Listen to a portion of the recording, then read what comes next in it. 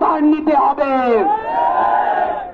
কারণ এই সরকারকে আমরা বসিয়েছি আমাদের রক্ত জীবনের বিনিময়ে।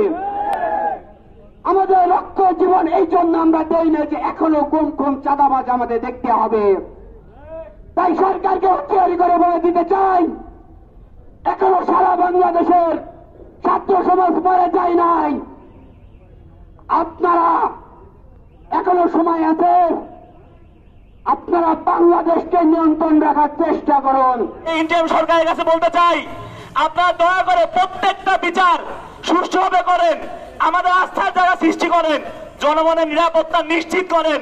আমরা সুশীলভাবে বলে দিতে চাই, সন্ত্রাসী সে যে দলেরই হোক তার কোন ছাড় এই বাংলা মাটিতে আর হবে না।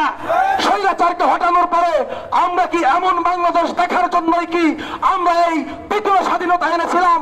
সাধারণ মানুষ আতঙ্কে থাকবে এমন স্বাধীনতা দেখার জন্যই কি আমরা 5ই আগস্ট স্বৈরাচারকে পতন করেছিলাম? এইরকম যদি চলতে থাকে বাংলার মাটিতে, তাহলে বাংলাদেশের নাম সারা বিশ্বের বুকে একটা কালির মতো অধ্যায় রচনা হবে। ছাত্র জনতা জুলাই মাঠে ছিল, জুলাই চলে গিয়েছে, মাঝখানে 1টি বছর অতিক্রম হয়েছে, আবার জুলাই এসেছে, জুলাই রক্ত সংগঠিত হয়েছে, আবার জুলাই এসেছে, সেই জুলাই আবার রক্ত মাখা গন্ধ পাওয়া যাচ্ছে। এটা জুলাইয়ের পরবর্তী বাংলাদেশে ছাত্র জনতা চায় নাই।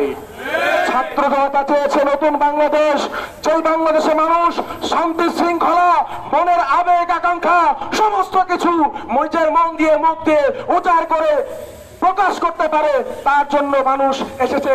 কিন্তু এখন দেখতে পাচ্ছি চাঁদাবাজ, দখলবাজ, স্বৈরাচারের নিচেতে প্রভাবিত হয়েছে। চাঁদাবাজের ঠিকানা অন্তত 24 পরবর্তী বাংলায় আমরা এই বাংলাদেশে অন্তত চাঁদাবাজ, দখলদার যারা স্বৈরাচার হওয়ার আবার চেষ্টা করছেন তাদের স্থানে এই বাংলাদেশে হতে দেব না।